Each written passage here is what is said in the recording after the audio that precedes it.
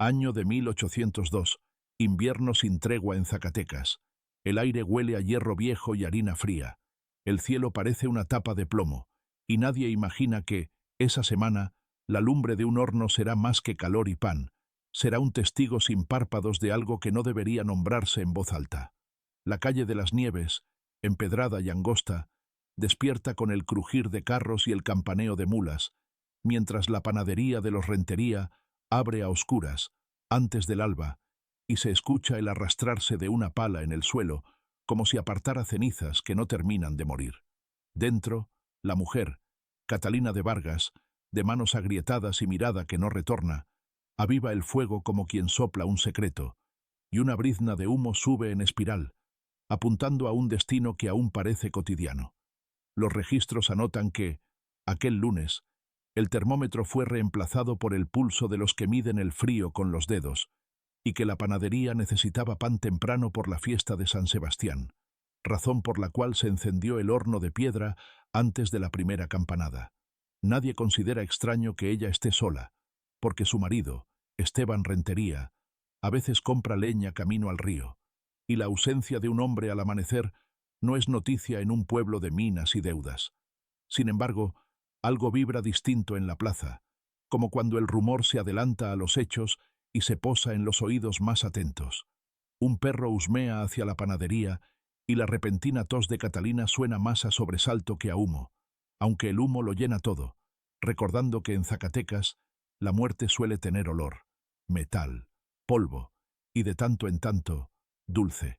Aquí conviene preguntar, con la reserva del que no quiere herir lo evidente, ¿qué haría cualquiera si la casa que alimenta a un pueblo se transformara en escenario de un acto que solo podría cocinarse con premeditación, precisión y calma? Porque el horror, cuando se organiza, imita los horarios del trabajo y no del crimen. En los papeles del Cabildo se registrará más tarde que la panadería fue inspeccionada 3 veces ese mes por cuestiones de peso en las hogazas, harina humedecida y sustituciones, y que Catalina siempre contestó con voz plana, la misma que usan los que han aprendido a sostener con la lengua lo que con los brazos se cae. También constará que Esteban discutía precios y fiados como si la aritmética fuera un látigo, y que en la cena el aire se volvía una pared de sal. Pero esa mañana, lo inmediato es la ceremonia del horno, el fuego que lame, la boca de piedra que se abre con un chirrido antiguo, la pala larga para introducir las primeras masas, y la diligencia manual de acomodar la brasa para que el calor se distribuya sin caprichos, un oficio repetido tantas veces que el cuerpo lo ejecuta con los ojos dormidos, y sin embargo, Catalina sostiene la pala como si pesara más que otras veces, como si llevara algo que no se ve. A las 6:15, según el reloj del cura Tomás Ureña, el cielo empieza a blanquear y la calle de las Nieves recibe su primera fila de compradores. Mineros con manos ennegrecidas, mujeres con rebozo ajustado, un escribano que siempre llega temprano por el pan mejor cocido.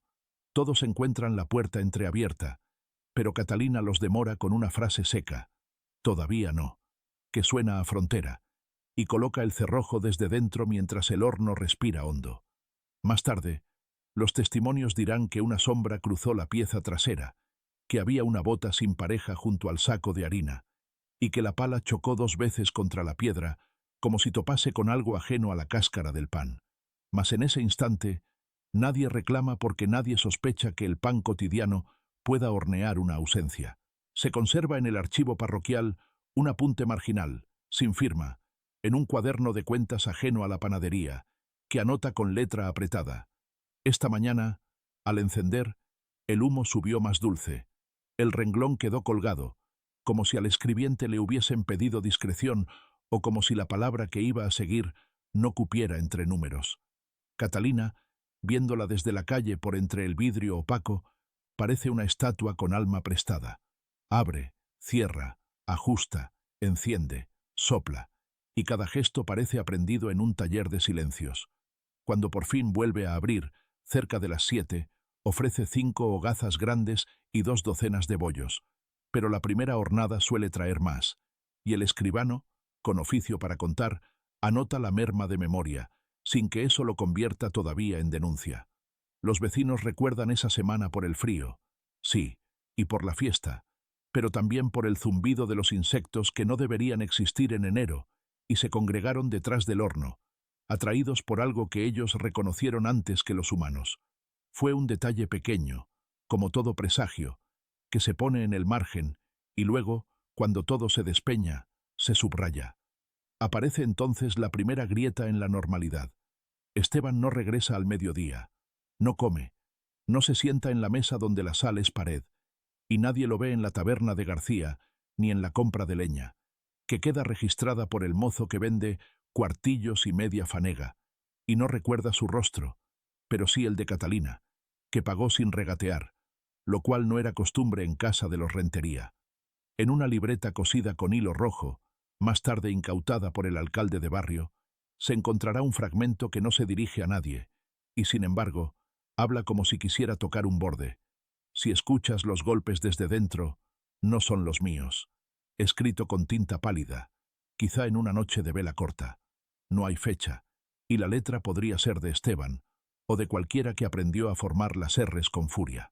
La señora Gamboa, vecina pared con pared, dirá en voz baja a la primera autoridad que pregunte que, esa mañana, Catalina cantó sin melodía, un murmullo que parecía contar, no acompañar, y jura, poniendo cruz sobre cruz, que el vapor que salió del horno a las 8 trajo un halo dulce que se quedó pegado al techo de la calle, como niebla que no sabe irse.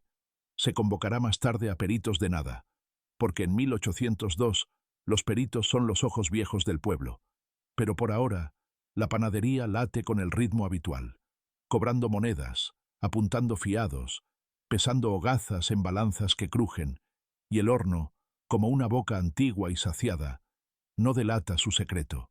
Mas la pregunta ya ha sido sembrada, y la pregunta, en los pueblos, es una semilla violenta.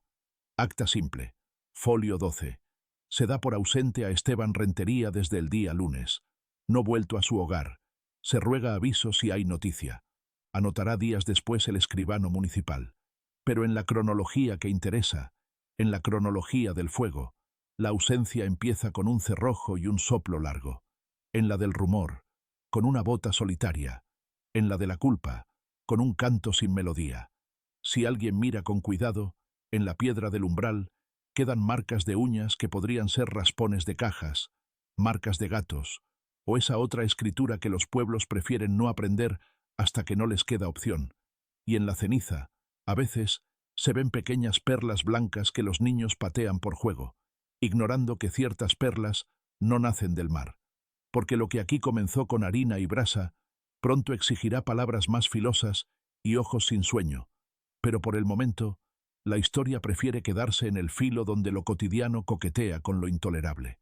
La mujer trabaja, el horno trabaja, la calle compra, y un hombre deja de existir sin que el pueblo encuentre todavía la forma de pronunciarlo. ¿Qué harías si la boca que te alimenta te tragara? Preguntaría un papel anónimo clavado en la puerta de la iglesia una semana después, cuando ya todos sospechen y nadie quiera comprobar. Pero en 1802, el miedo también se cocina a fuego lento. El humo sabe esperar, y hay humos que, cuando se enfrían, dejan en los ladrillos un gusto que no termina nunca. El horno de piedra ocupa el centro de la habitación como un animal dormido que respira por la boca, con ladrillos ennegrecidos, bóveda baja y una boca arqueada que ha visto más amaneceres que los vivos del barrio. Su piedra refractaria, traída según tradición de una cantera de Beta Grande, conserva el calor como un secreto sellado, y cuando se abre, exhala un suspiro húmedo que pega el cabello a la frente. La panadería fue levantada en 1791, según consta en un pliego arrugado hallado dentro de un libro de cuentas, donde un maestro albañil, Hilario Pardo, firma con cruz y declara haber asentado 12 varas de pared y un horno de boca ancha para panes de fiesta y ordinarios, con garantía de que la bóveda no se abate ni se quiebra con lumbre constante. Ese documento, seco y preciso, parece un conjuro, y hoy suena como ironía. En los días previos a la desaparición, Catalina engrasó la pala, raspó la base con una hoja romo y cambió el orden de la brasa, dejando huecos que los mineros, habituados a leer hornos, dirían que favorecen cocción desigual. Pequeñas alteraciones para el ojo común, pero cada una un ladrillo en la arquitectura de lo que estaba por ocurrir. La mañana en cuestión, el horno fue alimentado con mezquite y ocote, maderas de calor limpio. Pero Catalina agregó, según testificó la vecina Gamboa, 2 haces muy secos que no se vendían en la plaza, presumiblemente restos de muebles antiguos, cuya combustión lenta produce humo pesado y persistente. Esa elección entornó la boca del animal y lo volvió grave. Hay una nota sin firma en la parte trasera del libro de fiados. Cerrar la válvula y escuchar primero. La panadería no tenía válvulas, tenía trancas y una abertura para la salida del humo hacia el conducto, pero la frase quedó así, como si Catalina hubiera adoptado la jerga de una máquina inexistente, o como si el horno, por un día, hubiera sido tratado como un dispositivo a prueba de dudas. A esa hora, antes de que el reloj de la iglesia marcara las 6:30, la pala golpeó una vez, y luego otra, contra la solera, con ese ruido apagado que conocen los que han chocado con una costra demasiado rociada de agua. Catalina, con movimientos cortos, acomodó algo hacia el fondo, y cerró la boca con el portón de hierro, no del todo, dejando apenas un resquicio por donde se vio titilar una luz amarilla sostenida.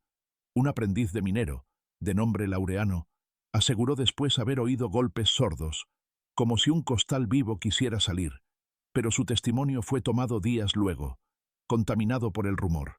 Lo verificable es que el humo se espesó, y la calle olió a algo dulzón y denso, un perfume impropio para pan de primera hornada, más próximo a melaza o a carne curtida. La descripción técnica del horno, abierta como una autopsia, cobra un centro. Boca de 42 pulgadas, solera con 2 placas, una fija y otra móvil, blaqueada por 100 fuegos, y un arco que distribuye calor hacia las paredes laterales. Esa arquitectura, diseñada para multiplicar el calor y repartirlo, se convierte, en manos decididas, en trampa perfecta para cualquier cuerpo que respire, porque el aire disponible es breve, los ladrillos exigen tributo de oxígeno, y el calor pisa el pecho como un hombre grande. Catalina sabía tiempos: 15 minutos para abrir, 5 para acomodar, 30 para la primera tanda, y ese reloj de oficio, que tantas veces produjo hogazas doradas, podía, si alguien lo deseaba, volverse un cronómetro de silencio. Entender un horno es entender una boca sin garganta, una cavidad que muerde con calor y no devuelve. Ese día, nadie vio a Esteban entrar, pero todos vieron salir a Catalina a la leñera, 2 veces, sin prisa, y volver con el cabello pegado a las sienes. En la mesa de amasado, su harina quedó salpicada de gotas que podrían ser agua o sudor, pero el aprendiz de la tienda vecina diría, torciendo la boca, que vio un rastro gris en las uñas, mezcla de carbón y algo que no supo nombrar. En el margen de un catecismo, encontrado luego tras una alacena, hay una frase escrita con mano temblorosa: no grites, respira por la nariz. La frase parece un consejo, una instrucción de parto o de confesionario, pero en el contexto del horno suena a protocolo cruel, como si alguien hubiera ensayado la contención del pánico con palabras prestadas. Cuando Catalina finalmente abrió el portón para la hornada, la primera salida fue escasa y desigual, con bordes gruesos y centros pálidos, panes que parecían mirar de reojo, y a pesar de todo eso, los compraron, porque en Zacatecas el hambre es juez complaciente. Pero los que llevaban el pan en brazos notaron que la miga guardaba una tibieza pegajosa y que el olor a azúcar quemada les seguía hasta la esquina. Se habló de que el horno chilló una vez, un sonido agudo como de metal caliente contra metal, aunque el hierro, ya emplomado por los años, raras veces canta. Quizá fue la madera contrayéndose, quizá fue una bisagra vieja, o quizá fue ese otro timbre que nadie quiere identificar cuando su cabeza ya insinuó la posibilidad de lo imposible. A mediodía, Catalina barrió la solera con la escoba de ramitas y cambió el ángulo de la pala. Estos gestos, anodinos, trazan un mapa cuando se miran en conjunto, porque la trayectoria del brazo y la insistencia en un mismo punto hablan de un obstáculo que no era harina seca ni corteza endurecida. Con cada empuje, el fondo respondió menos, como si el horno hubiera comido de más y estuviera rendido. Hay, en los apuntes del escribano, una línea que dice: la mujer cerró la puerta a las 7:15 y nadie entró hasta las 8, y esa ventana de tiempo es el hueco donde caben todas las suposiciones. la mordedura del relato que luego crecerá hasta devorar la tranquilidad de los que prefieren creer en accidentes y no en manos que deciden. La piedra guardó su calor hasta la noche con una terquedad inusual, según atestiguan manos de panaderos que conocen cuando un horno ha sido empachado. Y esa persistencia, unida al humo dulzón, convirtió la panadería en un faro oscuro, un punto donde el pueblo, al pasar, bajaba la voz como se baja ante una casa con difunto, aún sin velas en las ventanas. Informe interno, sin sello, revisar base, posible fisura. Se lee en un trozo de papel que alguien pegó con engrudo a la pared y luego retiró, dejando marca. No hubo fisuras ese día, no en la piedra, solo en la costumbre, que empezó a quebrarse como el barro mal cocido cuando el agua quiere entrar. El horno, en su mudez, se volvió personaje y cómplice, altar y tumba. No tiene manos, pero contiene. No tiene ojos, pero mira con calor. No tiene voz, pero dicta ritmos. Y Catalina, que lo conocía como se conoce la espalda propia, encontró la forma de que ese animal antiguo obedeciera una orden que nadie quiere contemplar en su forma completa. Para entonces, en la calle de las Nieves, los niños seguían jugando con perlas de ceniza, y los adultos fingían prisa, y el cielo, como tapa de plomo, seguía oprimiendo las horas. Dentro, la cúpula de ladrillo devolvía al cuarto un aliento que parecía humano por lo constante y por lo grave, y la mujer, con los ojos idos, contaba en silencio como quien mide latidos. Ese es el retrato del objeto cotidiano convertido en centro de un espanto. Un horno que, por diseño, guarda y por obediencia, mata. Un recinto que, por siglos, alimentó y que, en una mañana, cambió de oficio sin cambiar de ladrillo, quedando, desde entonces, como marca en la memoria de la calle, respirando lento aun cuando no hay fuego, como si recordara.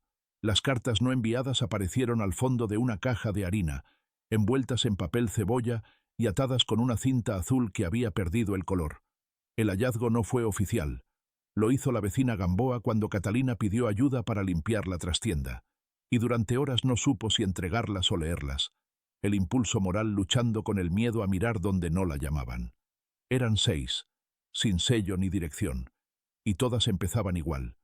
Estimada señora que no conoce mi casa, una fórmula rara que sugiere destinataria sin nombre, quizá una confidente imaginaria, quizá una compradora de pan con quien Esteban conversaba en la fila, o tal vez una manera de dividirse en dos y hablar consigo mismo con cortesía de estrado. La primera, con fecha del 4 de diciembre, decía: «Hay noches en que el horno no se apaga, aunque yo cierre la boca y tape con trapo húmedo.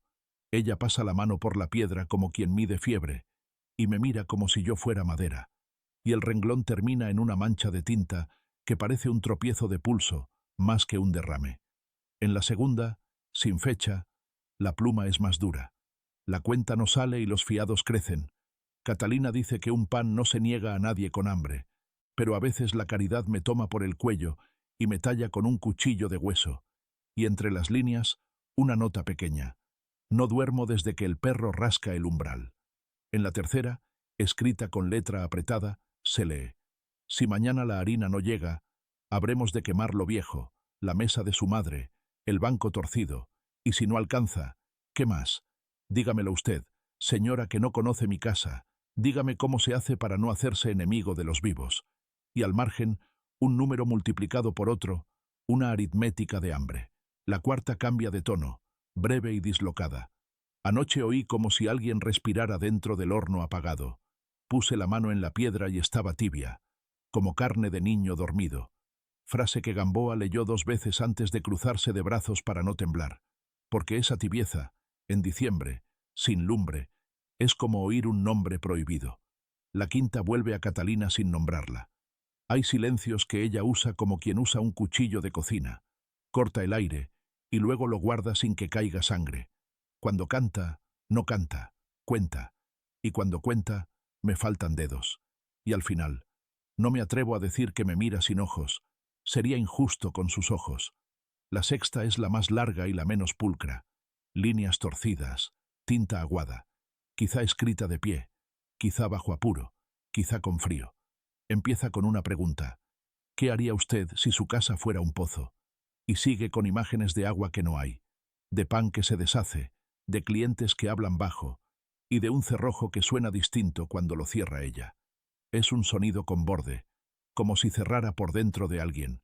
Ninguna carta confiesa un crimen, ninguna acusa de manera directa, pero todas dibujan un corredor de angustia que desemboca en la mañana del encierro. La voz de Esteban parece la de un hombre arrinconado por la suma de pequeñas derrotas. La harina húmeda, el fiado trémulo, la leña medida, la marea de un pueblo que come aunque no pague, y la presencia de una mujer que administra el fuego con exactitud de relojero. Catalina, al ser interrogada informalmente días después, negó conocer esas cartas. Dijo que Esteban no escribía, que su letra era la cuenta de los dedos sobre la mesa, y que si hubo papeles, fueron de compradores, no suyos. Su negativa suena a defensa obvia, pero también a convicción, la de quien entiende que los papeles detonados en pueblo chico son pólvora sin santo. Hay en las cartas un motivo que vuelve, como el humo dulzón que se queda, la sensación de ser observado por la piedra, como si el horno tuviera párpados invisibles. Esteban lo escribe así: cuando duermo atrás, siento que el horno me mira la nuca y me cuenta los latidos. Y esa metáfora, repetida, se vuelve símbolo involuntario del miedo que huele a pan. Gamboa, guardando las cartas una noche antes de entregarlas al alcalde de barrio, oyó un golpe del otro lado de la pared, como el tope de una pala contra solera, aunque a esa hora la panadería dormía. Se quedó quieta en su cama, sabiendo que el miedo en Zacatecas también se mide por la decisión de no encender una vela cuando lo oscurece todo. La transcripción de las cartas, hecha por el escribano municipal, incluye un error deliberado. En la frase «no grites, respira por la nariz», él coloca «no grites, reza por la nariz», quizá por descuido, quizá por torcer el sentido hacia lo piadoso, tal vez para que el documento no parezca tan humano en su crueldad.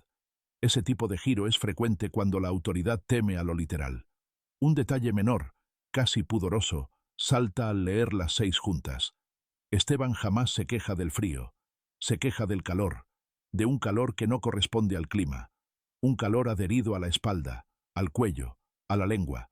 Dice: no soporto dormir de ese lado, el horno me echa aliento, y esa imagen es la única convicción que estremece porque convierte al objeto en sujeto. Hay quien diría que todo eso no prueba nada, que un hombre fatigado y pobre suele exagerar, que la metáfora de una casa pozo y un horno que respira cabe en cualquier garganta templada por la deuda. Pero en conjunto, las cartas desatan un murmullo, una melodía baja que el pueblo reconoce, porque el espanto siempre se anuncia con palabras sueltas antes de saltar a la cara. La caja donde estaban guardadas tenía marcas de harina vieja, una semilla de comino pegada en una esquina y una gota reseca que podría ser grasa.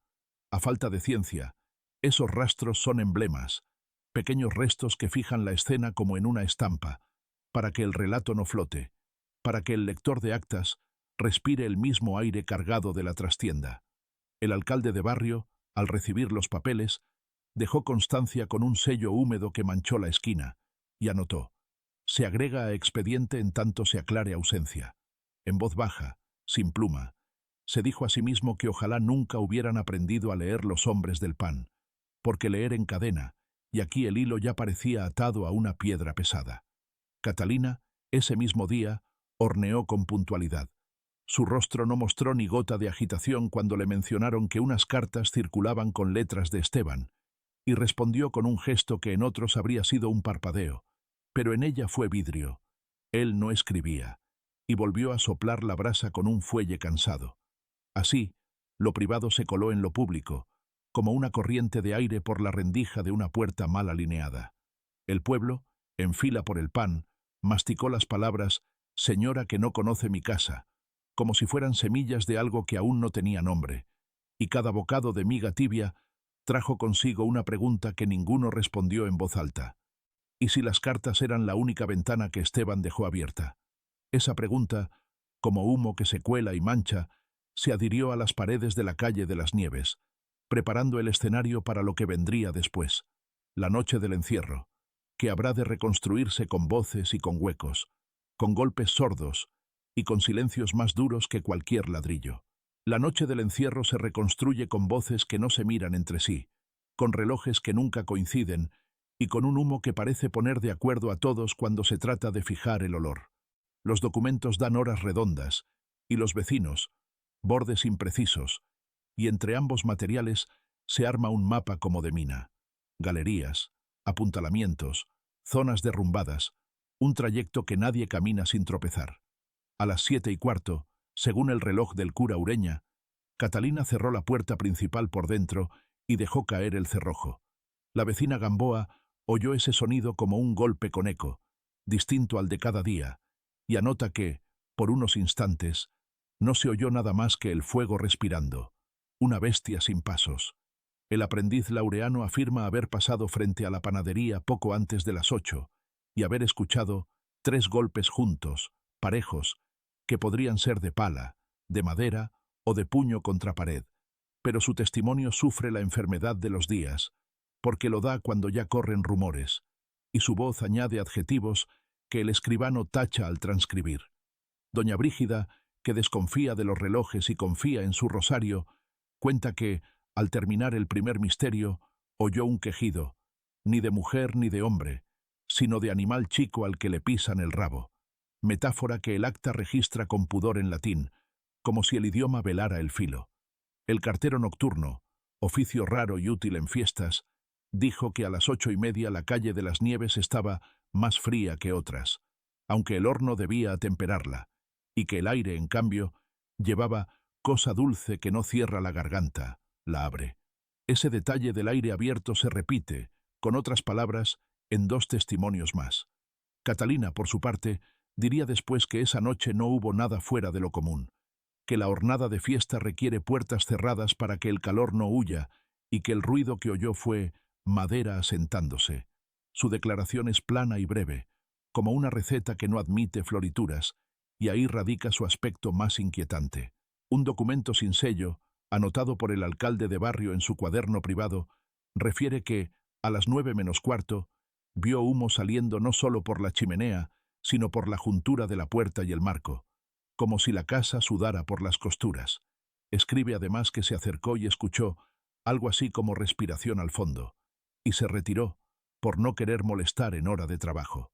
El herrero del barrio, hombre de oído fino, asegura que a las 9 en punto, el horno cantó hierro con hierro, un chillido del portón contra la argolla que solo se oye cuando se fuerza el cierre con exceso. Su detalle contrasta con la versión de Catalina, que juró no haber tocado más que la pala y el fuelle. De todas las voces, la más rara es la del borrachito de la plaza, apodado el Zopilote, que dijo haber visto un brazo sin mano en la rendija inferior de la puerta del horno.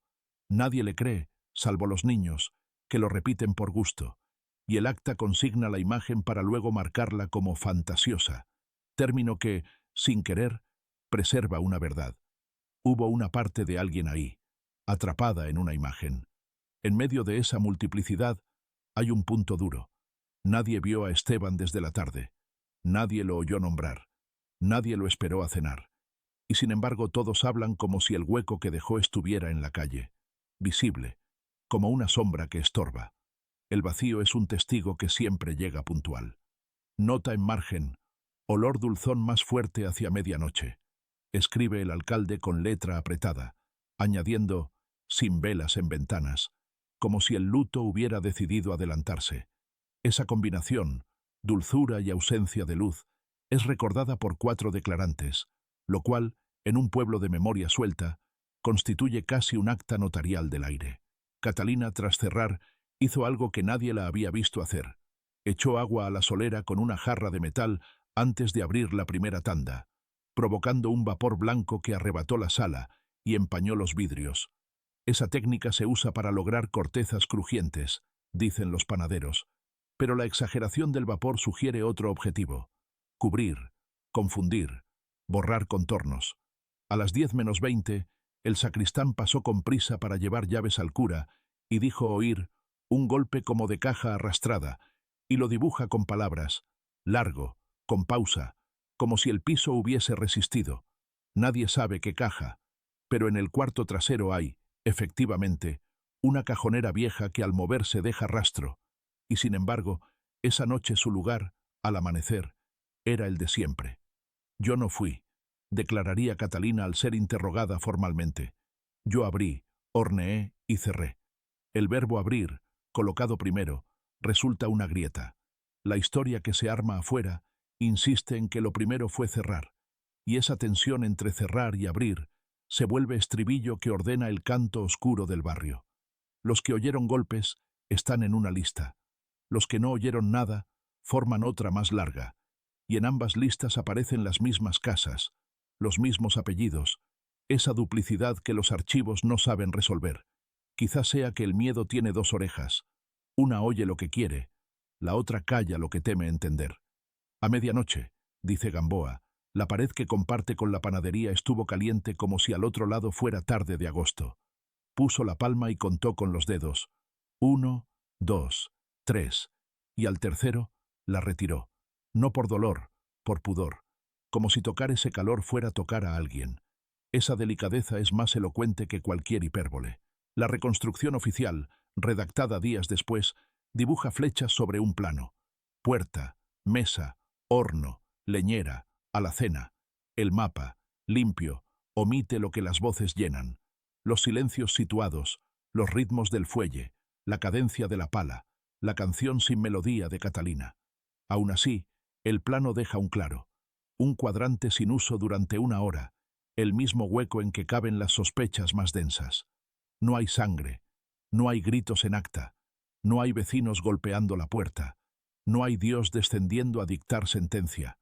Hay, en cambio, un pueblo que decide no interrumpir el oficio de su pan, una mujer que trabaja con puntualidad de campana, un horno que mantiene su aliento como animal grande, y una ausencia que, desde ese instante, empieza a adquirir forma de estatua en la esquina de la calle.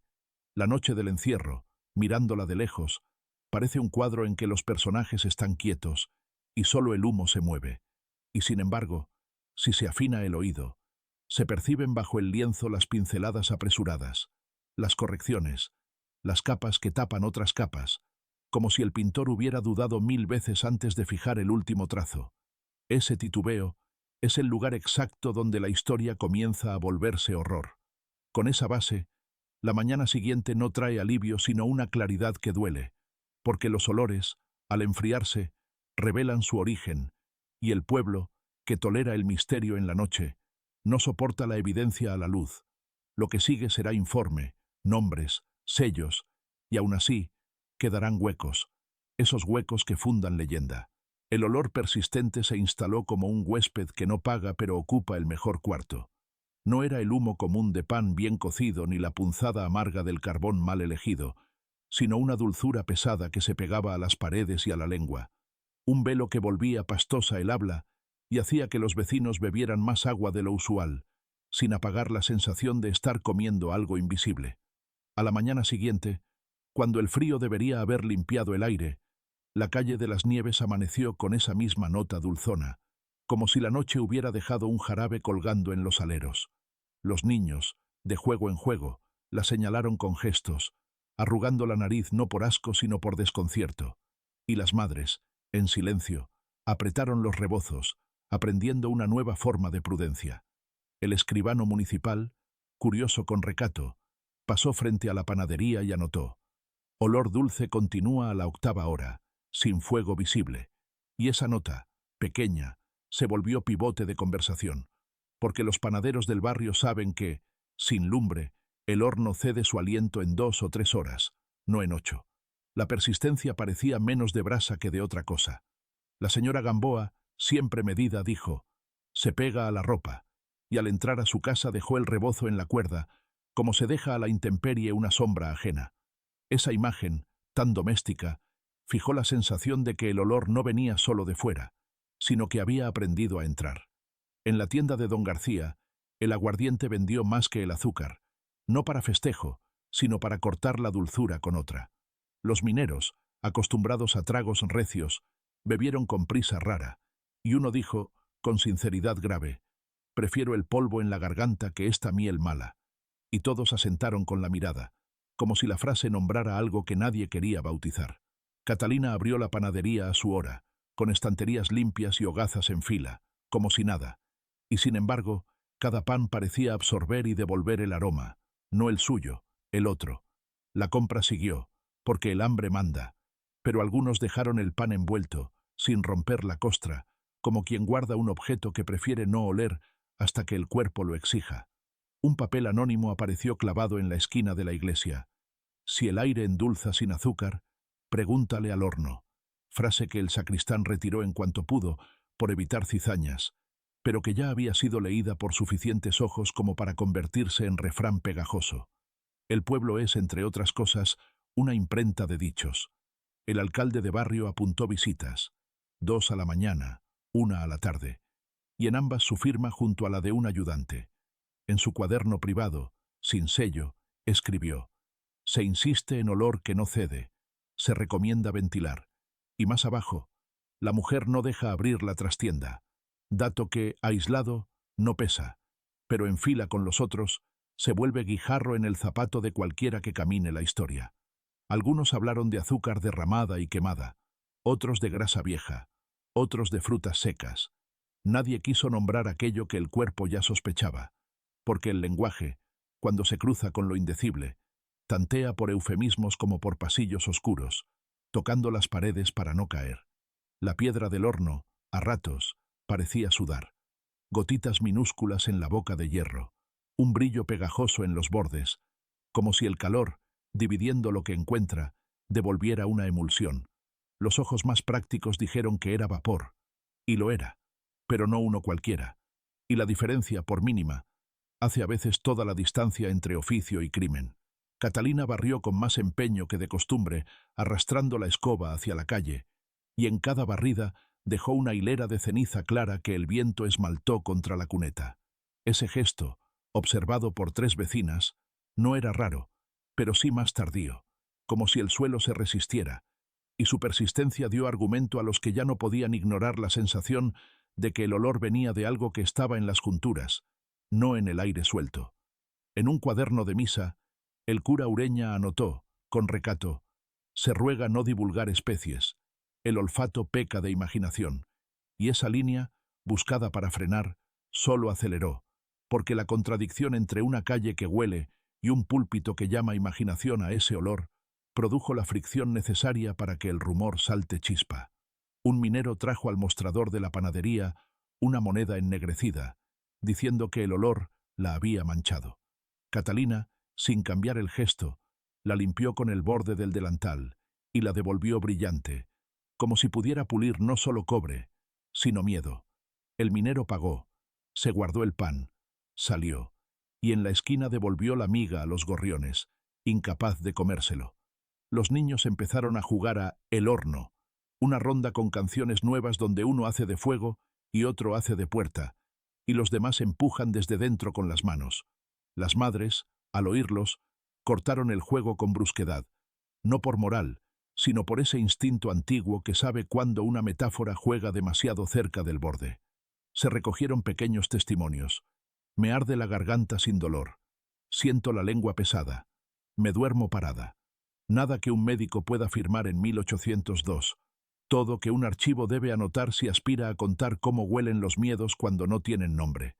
El escribano escribió malestar general, porque su latín no alcanza para impresiones. Catalina, ese día, no cantó, ni contó. Su silencio fue un lienzo liso, útil para que los demás proyectaran lo que necesitaban.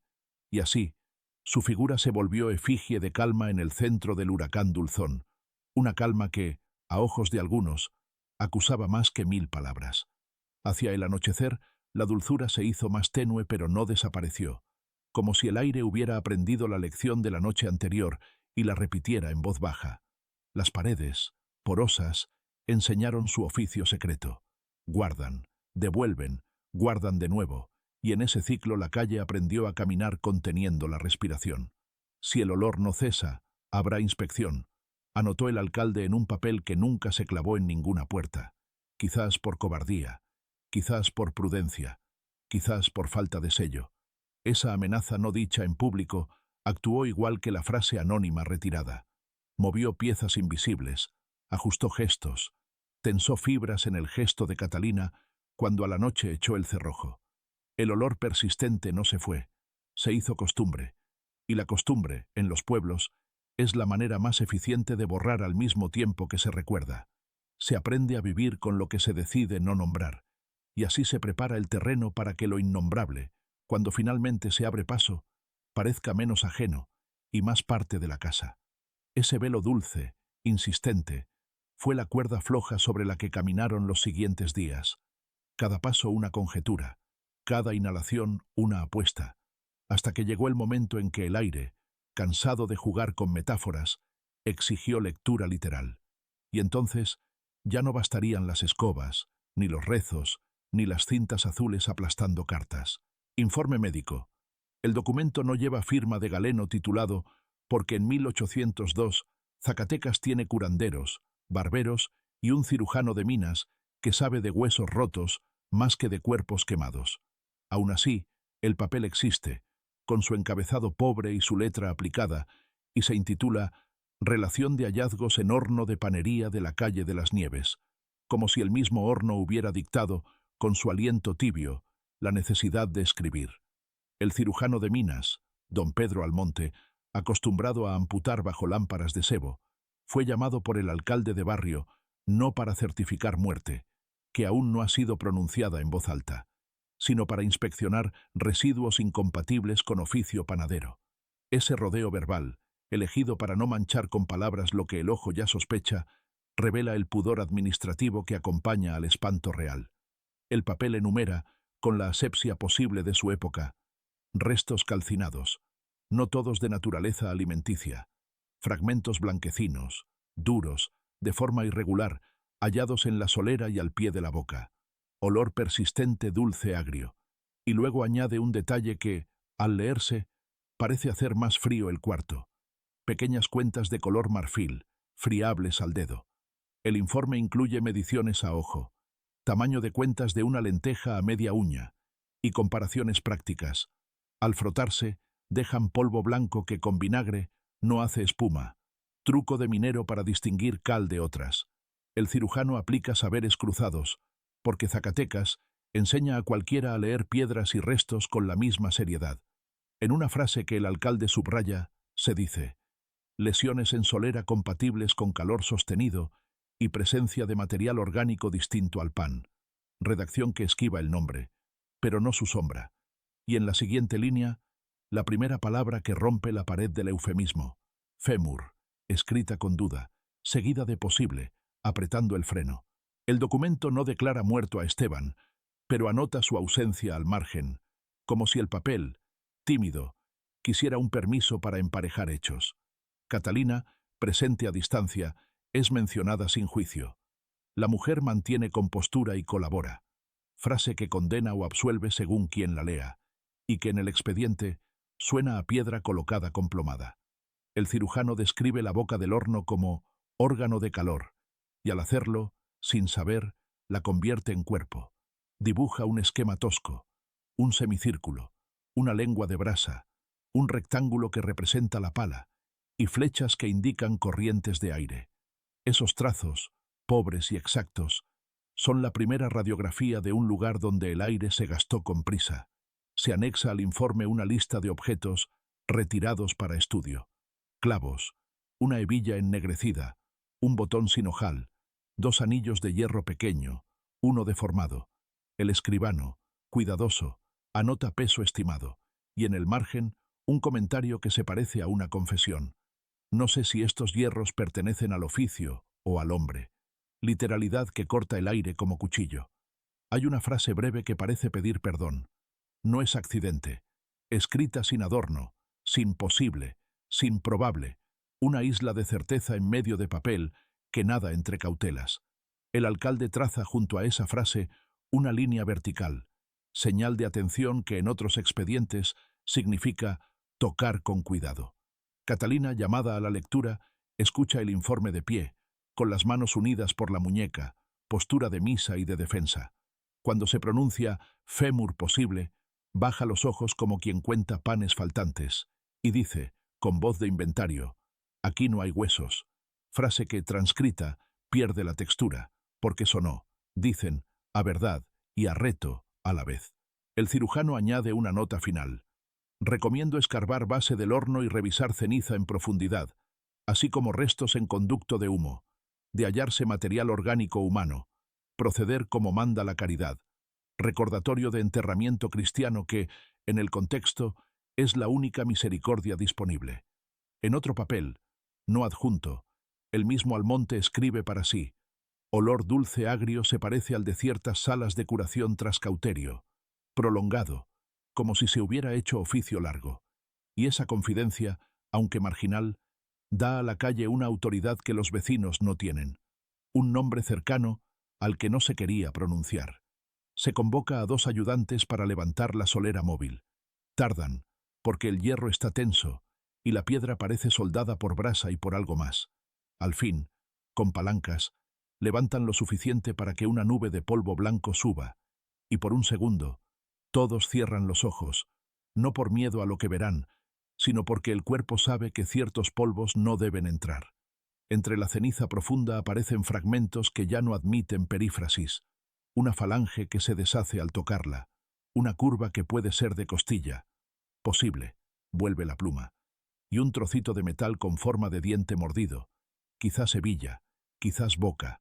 El informe recoge restos pequeños compatibles con estructura ósea humana.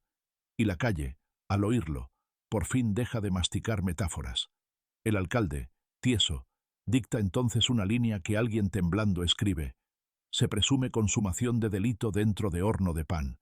Y al hacerlo, el expediente se convierte por primera vez en acusación abierta. Catalina, sin cambiar el pulso, pide agua, bebe y dice: aquí se hace pan, como si la frase pudiera deshacer la otra por uso repetido. El informe no se ocupa de culpas, solo de compatibilidades y incompatibilidades. Cierra con una oración técnica: lesiones observadas en el interior de horno, distribución de calor y restos hallados no concuerdan con accidente de naturaleza laboral. Y el latín de cierre, breve, non est casus, pretende darle dignidad a lo que no la necesita para ser feroz. En el inventario final, un detalle ínfimo que muchos no leerán. Olor impregna papel. Nota del escribano sobre su propia herramienta, como si el espanto hubiera aprendido a firmar con perfume. Ese rastro quedará, mezclado con tinta, en el expediente que, años después, olerá a lo mismo cuando alguien lo abra. Al salir del cuarto, el cirujano se limpia las manos con agua de vinagre, gesto de mina llevado al horno, y mira. Un segundo, el cielo de plomo. Luego anota, quizá solo en su cabeza: hablar poco, consejo de supervivencia en pueblos donde el pan y el miedo nacen de la misma masa, y se cuecen, a veces, en la misma bóveda. Con el informe en la mesa, la historia deja la penumbra de la sospecha y entra en la luz fría de los términos. Y sin embargo, incluso así, el documento se niega a cerrar, como si su última línea supiera que el horno aún guarda algo que no saldrá por tinta y que hará falta otra clase de relato para tocarlo sin quemarse. El pasado de ella no figura en un solo libro, sino en fragmentos. Una fe de bautismo en Nochistlán, un padrón en Villanueva, una anotación de dote en Jerez, 3 pueblos y un mismo nombre escrito con variantes: Catalina de Vargas, Catalina Vargas, C. de B., como si la tinta se negara a fijarla por completo. Lo que sí se repite es su oficio: panadera, hija de panadera, nieta de una mujer que encendía hornos antes del alba. En Nochistlán, 1793, hay una queja firmada por un tal Nicolás Ordóñez. Mi mujer regresa con olor de pan ajeno y ojos que no son míos desde que visita la Tahona de Vargas. Frase que parece celosa y sin embargo apunta a un magnetismo más frío, el de alguien que sabe estar en el centro de un cuarto y no dejar huellas. El acta se pierde sin resolución. En Villanueva, 1796, se registra un incendio menor en una panadería, sin víctimas, con nota de posible descuido al regar brasas, y en el margen una cruz que suele marcar asuntos que no deben volverse a abrir. Décadas después, un nieto del escribano diría que su abuelo mencionaba a una muchacha con manos quietas, que no lloró frente a las llamas. En Jerez, 1798, un hombre, panadero de apellido Montalvo, desaparece 2 días y vuelve como si nada, con marcas de quemadura en la muñeca y una historia confusa de haber perseguido a un ladrón. Su mujer declara que, desde entonces, tiene miedo al horno, miedo que en oficio de pan no se perdona, y el negocio cambia de manos. En la lista de fiadores de la venta aparece Catalina como testigo de peso. El hilo que la une a esos pueblos es tenue y suficiente para un rumor. A donde va, el pan mejora y alguien tiembla. A donde trabaja, la lumbre obedece y un hombre pierde sueño. Parece un cuento que las viejas arman para disciplinar. Y no obstante, el murmullo se enreda con fechas, sellos, y con ese olor dulzón que ahora el pueblo de Zacatecas reconoce donde quiera que se mencione su nombre. Se conserva una carta de una prima, Juana, que la describe así. Catalina no discute, mira, y añade, cuando se queda callada, parece que cuenta, pero no monedas. Línea que, leída después, suena a preludio de un cómputo más oscuro.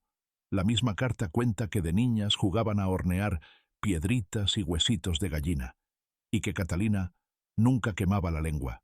Un registro de confesión, de 1800, en el que el cura anota sin nombres «mujer que pregunta si es pecado no sentir al marido». Podría pertenecer a cualquiera, pero en la copia privada que guarda Ureña aparece un trazo. C. Umbe. No es prueba, es sombra, y las sombras, en expedientes, pesan como si fueran plomo cuando el viento las sacude. En los movimientos de Padrón, Catalina figura sola, luego casada con Esteban, sin hijos, con una madre anciana que muere en 1801 y deja como herencia mesa, banco, fuelle y una cajita azul, el mismo color de la cinta de las cartas halladas. Esa coincidencia de color no es jurídica, pero en historias como esta, los colores tejen. La voz de una mujer de Nochistlán, recogida por un arriero y traída de boca en boca, dice: «Catalina sabe apagar sin agua». Misterio que solo entiende quien ha mirado un horno apagarse mientras la piedra todavía arde. Esa pericia, admirable en oficio, asusta cuando se piensa en su reverso. Saber encender sin llamas visibles. Un herrero de Jerez, el mismo oficio que reconoció el chillido del hierro en Zacatecas, comentó al pasar años atrás: «Esa mujer no fuerza, hace que las cosas se entreguen». Frase de artesano que se refiere a bisagras, pero que, en la boca de otro, suena a sentencia de carácter. Las palabras, como martillos, adquieren peso según la mano que las sostiene. Una denuncia que nunca prosperó, en Villanueva, habla de unas gallinas metidas en horno para quitarles las plumas sin degollarlas. Método cruel y práctico. El escribano la tachó de costumbre de campo, pero anota a la orilla, casi con vergüenza: «Catalina presente», como si la presencia convirtiera un acto común en un signo. En el archivo parroquial de Zacatecas hay un papel roto donde alguien, quizá el sacristán, escribió una frase suelta: «Los ojos de ella no ven hacia afuera», y debajo, «solo miden». Observación que, aunque parece poesía mala, retrata el tipo de mirada que incomoda, la que calcula sin prometer. Cuando el alcalde de barrio interroga a Catalina sobre esos antecedentes, ella no niega los pueblos, niega las historias. «Trabajé donde me dieron horno», dice, y en su frase, el horno parece sujeto y patrón. Niega incendios, niega llantos, niega gallinas en brasa, y su negación no es furiosa, es contable, fila por fila, como quien ordena estantes. Una viuda de Villanueva, al enterarse por carta de la situación en Zacatecas, envía un pliego que nadie pidió: «Si ella canta sin melodía, cierre puertas». Consejo que llega tarde. Ese eco de otra calle, de otra boca de horno, refuerza la idea de que no es la primera vez que la melodía sin melodía acompaña una lumbre problemática. El pasado de Catalina no ofrece móviles explícitos, no trae la comodidad de una ofensa antigua, ni de una deuda que arde. Lo que ofrece es un patrón, la cercanía con el calor y con la cifra, con la exactitud y con el silencio, y ese patrón, colocado al lado de un horno que respira más que pan, basta para que el expediente, ya audaz, empiece a dibujar la palabra intención con lápiz tenue. Fe de vida en Nochistlán, mujer de temple frío, provechosa en su oficio. Se lee en un padrón con firma de alcalde, elogio que, en otra coyuntura, sería virtud. En esta, se vuelve pieza de un mosaico que organiza las sospechas como panes en anaquel, iguales a distancia, distintos cuando se les toca. En un rincón del cuaderno del cirujano Almonte aparece una anotación personal que tal vez no se refería a ella, y ahora todos adjudican. Quien administra calor administra tiempos de otros. Reflexión de Mina que cae como piedra en el centro del relato. Administrar calor es otorgar vida a la levadura o negarla, dorar la corteza o quebrarla, apurar o demorar, decidir. Catalina, preguntada por qué no grita nunca, responde: el pan no sube con gritos. Y el escribano, que suele aburrirse con respuestas así, esa vez levanta la vista, porque entiende que bajo esa obviedad vive un dogma que no perdona. La convicción de que la calma es herramienta, no adorno. Así, el pasado de ella, mirado con lupa de pueblo que quiere cerrar un cerco, ofrece al juez popular lo que necesitaba: una continuidad, un relato en que cada horno anterior anuncia, o al menos ensaya, lo que ahora se presume. Y aunque la ley, pobre, pide pruebas, la calle, rica, se contenta con rimas. Con esa rima colocada, el expediente se estira hacia otra cuesta. No bastan los restos ni el olor. Habrá que preguntar por cómplices, por omisiones, por manos que no quisieron ver, por puertas que no se abrieron. En esa expansión, el pasado de Catalina sirve de telón de fondo donde cualquier sombra adquiere forma, y el horno, en el centro, sigue respirando. Silencio administrativo no significa ausencia de papeles, sino su proliferación sin voz. Notas duplicadas, sellos que no secan, oficios que giran como panes sobre una mesa, de mano en mano, sin que nadie muerda. En Zacatecas, 1802, el expediente de la panadería engorda en páginas y adelgaza en certezas, un organismo que crece a base de tinta y dieta de hechos. El alcalde de barrio solicita al cabildo una inspección mayor. El cabildo contesta con cortesía y demora: pásese al síndico. El síndico devuelve con visto, y la bola de hilo queda rodando en el suelo del despacho, mientras el olor dulzón, ya menos intenso, persiste en la madera de los estantes. Los oficios, como el humo, encuentran rendijas, pero no puertas. Desaparecen del expediente 3 hojas: la transcripción íntegra del informe de Almonte, la lista de objetos retirados y una nota sobre la recomendación de abrir la solera. En su lugar aparecen resúmenes para mejor claridad, donde fémur posible se vuelve material no identificado y no es accidente, se reescribe, no parece propio del oficio. Una cirugía de lenguaje que, como todas las cirugías mal hechas, deja cicatriz visible. Un sello cambió de tinta. Donde antes estaba en rojo, urgente, ahora luce en negro, común, y nadie sabe explicar el cambio. El escribano alza los hombros, el alcalde arruga la frente, el sacristán mira hacia otro lado, y el expediente adquiere ese brillo opaco de los papeles que alguien ha querido volver invisibles sin lograrlo del todo. Catalina sigue horneando bajo supervisión que, en la práctica, consiste en visitas cortas y miradas largas. La vigilancia sirve para tranquilizar a algunos y para inquietar a otros, pero no para fijar pruebas. No mover hasta orden superior, dicen 2 notas laterales, que en traducción de pueblo significan esperar a que enfríe. Aparece un oficio de un regidor con interés en el abasto de pan. No conviene alarmar en vísperas de fiesta. Frase que bajo el barniz del bien común huele a cálculo. Si se cierra la panadería de la calle de las Nieves, ¿quién sube el precio? ¿Quién baja el hambre? ¿Quién se mancha las manos con el pan de otro? El cirujano Almonte es llamado a declarar por segunda vez, pero su testimonio queda en borrador. Se usa su nombre para autorizar inspección, y no se lo convoca. Una jugada administrativa que permite colgar responsabilidad sin otorgar voz. Su cuaderno privado, ajeno a sellos, preserva la primera frase: no es accidente, como un carbunclo que no cede al jabón. La comisaría de Abastos envía un hombre a revisar pesos y medidas. Vuelve con informe impecable. Todo justo. Y en una línea final: horno con mantenimiento reciente. Elogio técnico que en la calle suena a guiño. Nadie firma con su nombre completo, solo iniciales, como si el papel también temiera el contagio de las palabras. Se habla de extraviar por error la cajita azul donde estuvieron las cartas. El alcalde dice que nunca la recibió. La vecina Gamboa jura que la entregó a su ayudante. El ayudante dice que la puso en el cajón de arriba. El cajón aparece con olor dulzón pero sin caja, Y esa ausencia, más que las palabras, dicta el tono de la semana. En una esquina del libro de actas, alguien dibuja, con mano distraída, un horno con boca cerrada y 3 líneas onduladas encima. Parece un garabato, y es, en clave pobre, la firma de una ansiedad.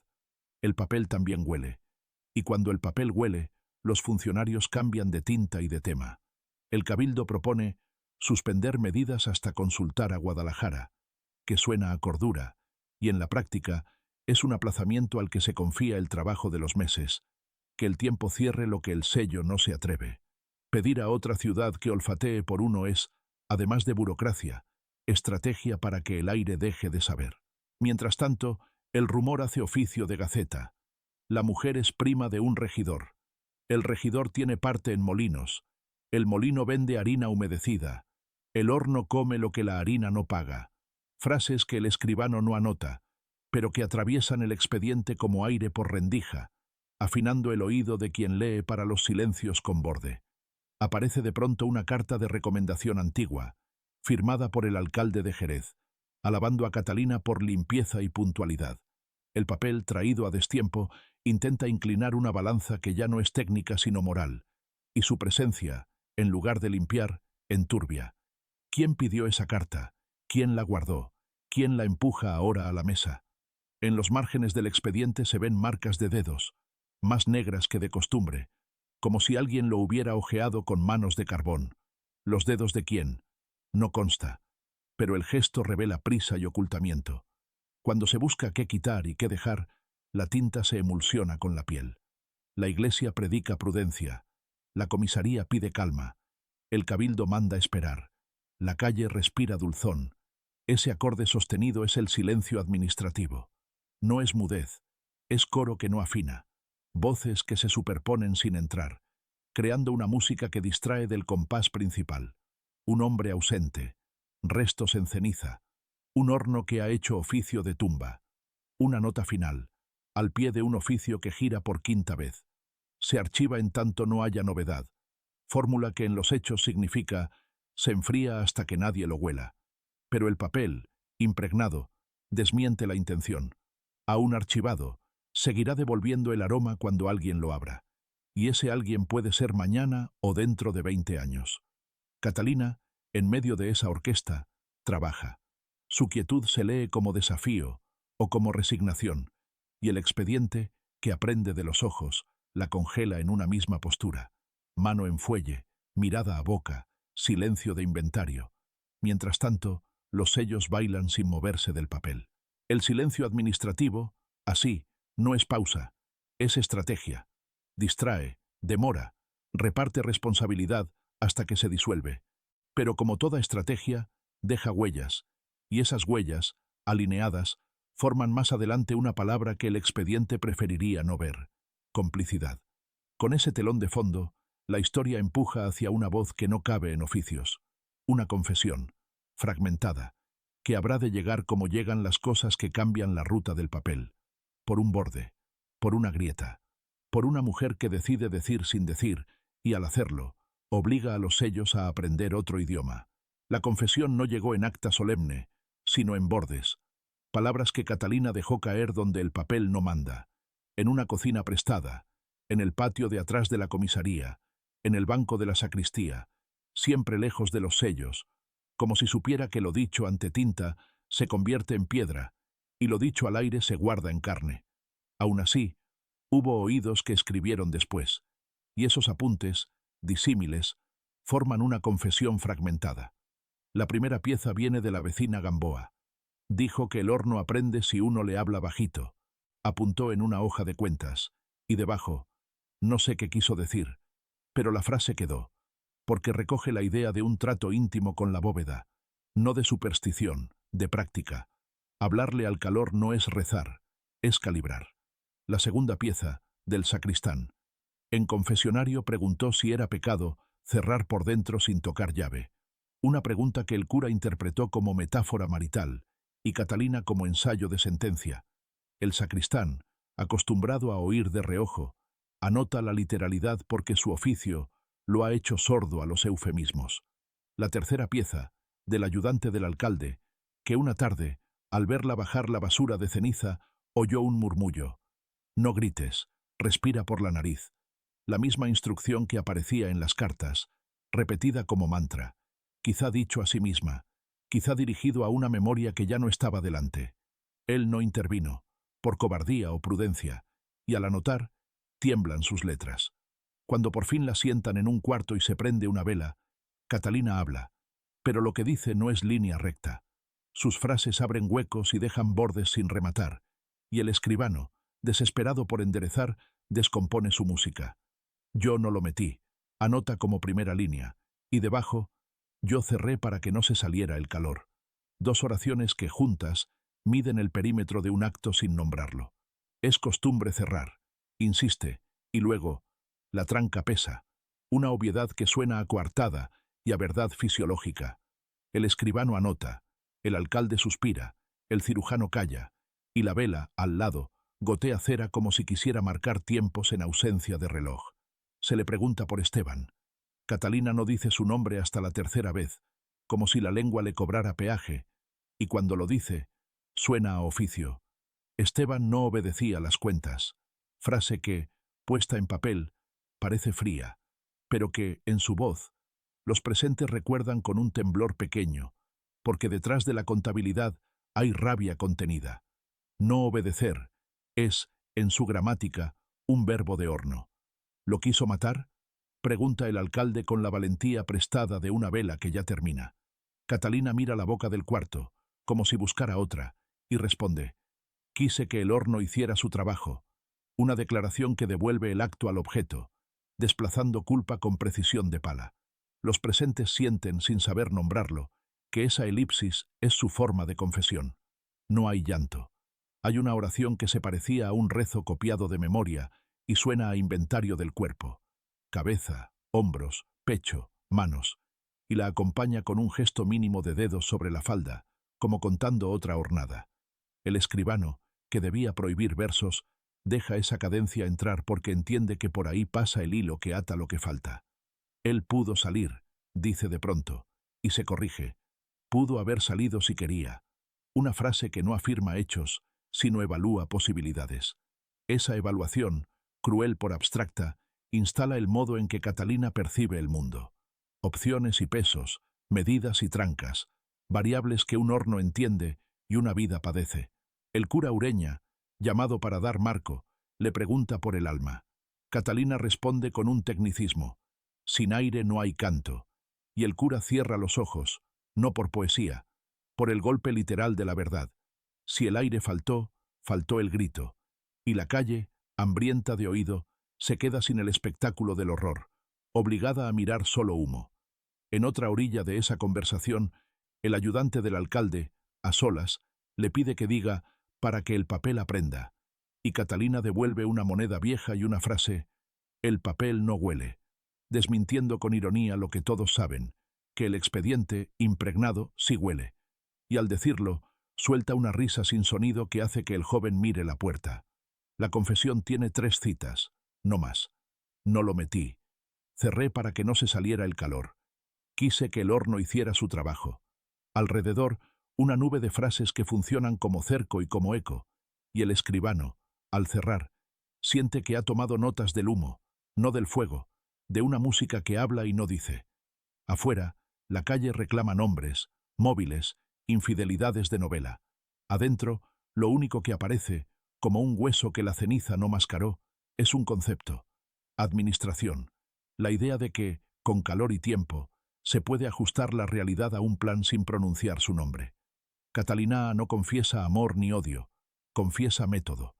Cuando se le confronta con los restos, no niega, no afirma. Eso no es pan, dice. Y esa negación, por definición, se lee como el negativo de una fotografía. Si no es pan, y salió del horno, ¿qué es? Pregunta el escribano en su cabeza. Y no la escribe, porque a veces el papel necesita huecos para que otros respiren. La vela se apaga. El cuarto queda con olor a sebo y a dulzón viejo. Y Catalina, antes de salir, agrega un hilo que nadie esperaba. Él me dijo que me miraba el horno. Cita de las cartas que nunca admitió conocer. La frase, colocada al final, Se posa en la mesa como una pieza de ajedrez tardía que aclara la jugada anterior. La confesión, al final, no libera ni condena, ofende a ambos bandos, a los que querían lágrimas, a los que exigían negación. Lo que entrega es un espejo de piedra donde la calle se ve administrando sus propios silencios. Así, la verdad, si se llama así a este conjunto de fragmentos, queda puesta dentro del horno de las palabras, tibia, sin salir del todo, lista para contagiar a la siguiente voz que se acerque demasiado. En el expediente, el escribano coloca un cierre provisional. Declaración insuficiente, se continuará. Frase que suena a trámite, y sin querer, cumple con el destino de esta historia. No cerrarse, quedar en el borde, con la boca apenas entornada, respirando, y en ese respiro, el rumor encuentra el aire que necesita para durar. La confesión no llegó en acta solemne, sino en bordes, palabras que Catalina dejó caer donde el papel no manda, en una cocina prestada, en el patio de atrás de la comisaría, en el banco de la sacristía, siempre lejos de los sellos, como si supiera que lo dicho ante tinta se convierte en piedra, y lo dicho al aire se guarda en carne. Aún así, hubo oídos que escribieron después, y esos apuntes, disímiles, forman una confesión fragmentada. La primera pieza viene de la vecina Gamboa. Dijo que el horno aprende si uno le habla bajito. Apuntó en una hoja de cuentas, y debajo, no sé qué quiso decir, pero la frase quedó, porque recoge la idea de un trato íntimo con la bóveda, no de superstición, de práctica. Hablarle al calor no es rezar, es calibrar. La segunda pieza, del sacristán. En confesionario preguntó si era pecado cerrar por dentro sin tocar llave. Una pregunta que el cura interpretó como metáfora marital, y Catalina como ensayo de sentencia. El sacristán, acostumbrado a oír de reojo, anota la literalidad porque su oficio lo ha hecho sordo a los eufemismos. La tercera pieza, del ayudante del alcalde, que una tarde, al verla bajar la basura de ceniza, oyó un murmullo. No grites, respira por la nariz. La misma instrucción que aparecía en las cartas, repetida como mantra, quizá dicho a sí misma, quizá dirigido a una memoria que ya no estaba delante. Él no intervino, por cobardía o prudencia, y al anotar, tiemblan sus letras. Cuando por fin la sientan en un cuarto y se prende una vela, Catalina habla, pero lo que dice no es línea recta. Sus frases abren huecos y dejan bordes sin rematar, y el escribano, desesperado por enderezar, descompone su música. Yo no lo metí, anota como primera línea, y debajo, yo cerré para que no se saliera el calor. Dos oraciones que, juntas, miden el perímetro de un acto sin nombrarlo. Es costumbre cerrar, insiste, y luego, la tranca pesa, una obviedad que suena a coartada y a verdad fisiológica. El escribano anota, el alcalde suspira, el cirujano calla, y la vela, al lado, gotea cera como si quisiera marcar tiempos en ausencia de reloj. Se le pregunta por Esteban. Catalina no dice su nombre hasta la tercera vez, como si la lengua le cobrara peaje, y cuando lo dice, suena a oficio.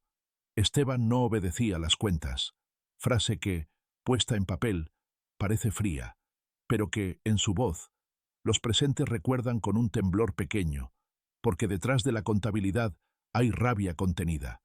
No obedecer es, en su gramática, un verbo de horno. ¿Lo quiso matar? Pregunta el alcalde con la valentía prestada de una vela que ya termina. Catalina mira la boca del cuarto, como si buscara otra, y responde, quise que el horno hiciera su trabajo, una declaración que devuelve el acto al objeto, desplazando culpa con precisión de pala. Los presentes sienten, sin saber nombrarlo, que esa elipsis es su forma de confesión. No hay llanto. Hay una oración que se parecía a un rezo copiado de memoria y suena a inventario del cuerpo. Cabeza, hombros, pecho, manos, y la acompaña con un gesto mínimo de dedos sobre la falda, como contando otra hornada.